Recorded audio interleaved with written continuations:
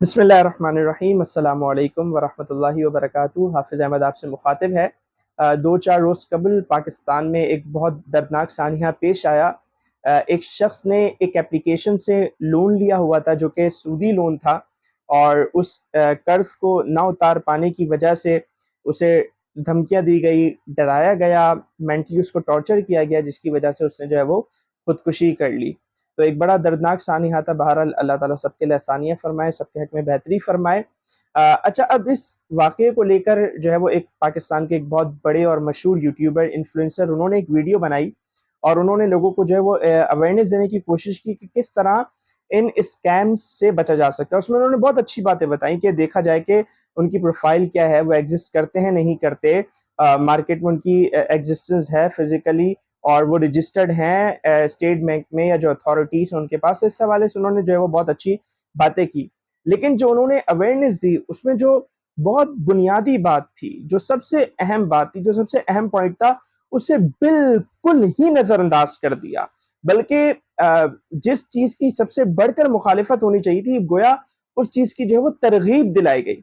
और वो इस मामले में जो बुनियादी किरदार जिस चीज़ ने अदा किया, ये वही चीज़ है, वही खराबी है, वही फसाद है, और इसी वजह से आज हमारी मईशत भी जो है वो तबाहाली का शिकार है, और वो है सूद। सूद पर उन्होंने जो है वो कुछ नहीं कहा, अवेयरनेस तो दी। तो ये हमारी अवेयरनेस का स्टैंडर्ड है। हम लोगों को अवेयर करें, लोगों को एजुकेट करें, तो उसका भी हमारा ये स्टैंडर्ड है। हमारा इस्लामी स्टैंडर्ड किसी भी चीज़ में जो है वो हमें नज़र नहीं आता। उन्होंने आला ओहदेदारों से जो है वो रिक्वेस्ट भी की कि इस तरह की एप्लीकेशंस को जो है वो बैन किया जाए, लेकिन ये उन्होंने नहीं कहा कि सूद पर भी जो है वो बैन लगाया जाए। और बल्कि उन्होंने तो यहाँ तक कह दिया कि अगर कोई अच्छी प्रोफाइल वाली कंपनी हो, एग्जिस्ट करती हो, रजिस्टर्ड हो, तो आप उससे जाके जो है वो लोन लें। यानी उनका जो कंसर्न है वो ये है कि इस तरह की जो एप्लीकेशंस हैं या इस तरह की जो कंपनीज हैं वो रजिस्टर्ड होनी चाहिए, उनकी प्रोफाइल होनी चाहिए, वो एग्जिस्ट करती हो। अब वो सूदी लोन दें या गैर सूदी लोन दें, वो जो है उससे उन्हें कोई गर्ज नहीं है। बल्कि उन्होंने तो कहा कि अगर कोई इस तरह की कंपनी है, वो अगर आपको लोन देती है तो उससे आप लोन दें। यानी गोया सूदी लोन लेने की उन्होंने जो है वो तरगीब दिला दी माज़अल्लाह। तो ये तो वो बुनियादी नुक्ता है।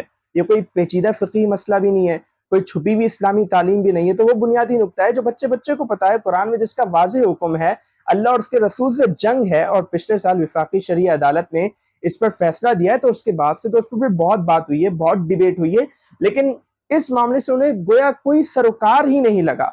तो हमारा लोगों को एजुकेट करने का, अवेयर करने का स्टैंडर्ड ये कैसा स्टैंडर्ड है कि हम इस्लामी तालीमात को, अल्लाह और उसके रसूल की बात को, कुरान और सुन्नत को बिल्कुल ही नज़रअंदाज किए बैठे हुए हैं।